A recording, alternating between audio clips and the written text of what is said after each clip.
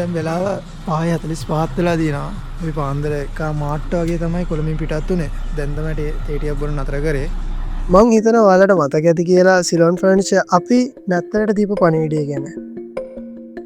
ඉතින් ඒ පණිවිඩය සැබෑවක් කරමින් අපි ගියා සීතල බදුළු පුරවරයට. ඒ අපගේම අපදාවට ලක් වූ සහෝදර සහෝදරියන් සමග නත්තල සමරන්න. නත්තල සමරන්න විතරක්ම නෙමෙයි හැබැයි. එයාලගේ අනාගතයට වටිනා පුංචිම පුංචි තෑගි ටිකකුත් අරගෙන.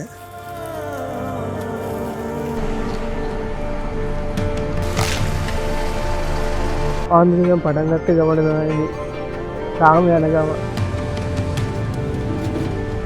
හැබැයි ඉතින් කාර්යබහුල කොළඹ බිල්ඩින් වලින් එළියට ආව මේ දැනෙන සතුට නිදහස සැනසීම ආයේ කියන්න වචන නැහැ. ඉතින් මේ ස්වභාවයම හැමදාම මේ විදිහටම තියෙද? ලස්සනට සංසුන්ව අපේ සතුට ඉදිරියට නොගෙනයිද? මේ පාර අපි ගමනාන්තයේදී තෝරගත්තේ පාහනකින්වත් ලඟ වෙන්න බැරි තැනක තිබ්බ ඉස්කෝලය. කැඩුණු ගෙවල්, පාරට වැටුණු ගස්, පස් ගොඩවල් ඒ විතරක්මද? නැහැ. අපේ සහෝදරයන්ගේ දාඩිය කඳුළුත් මග දෙපස ගොඩ ගහලා තියෙනවා දැක්කම ඇත්තටම හිතට දුකයි. ඉතින් මේ සිලොන් ෆර්නිචර් අපි ඔවුන් සොයන ගමන.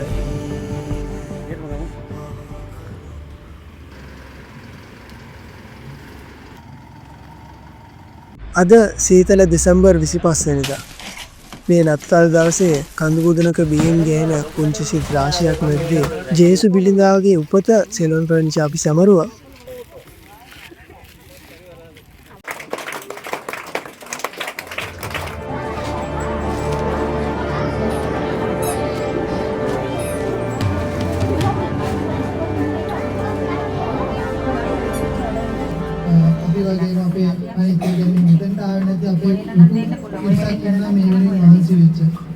අපි අද තුන් දිනෙක මෙතනට ආවත් අපේ ගොඩ දෙනෙක් මෙතන ඉන්නවා මේ වැඩේ වෙනුවෙන් රෑ දවල් උඹලා වෙහෙස වෙච්ච.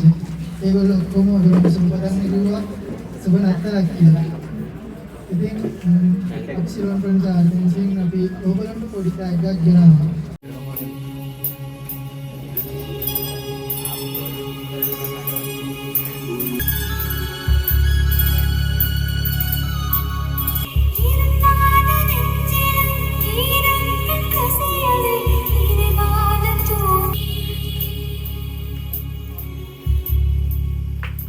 ඉතින් සාමයේ සතුට අප මෙන්ම ඔවුන්වද වෙලාගද්දී ඒ ඇස්වල පිරී තිබුණු කඳුළු වලින් තෙත්ුනේ අපේ ඇස් දෙකයි.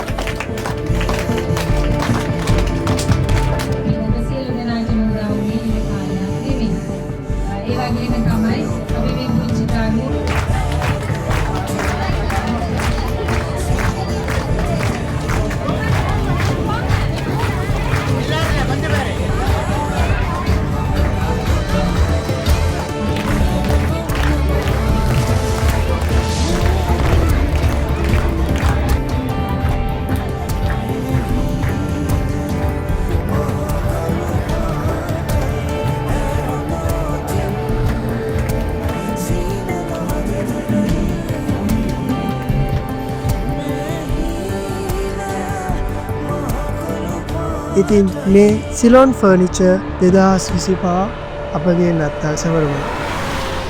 Ceylon Furniture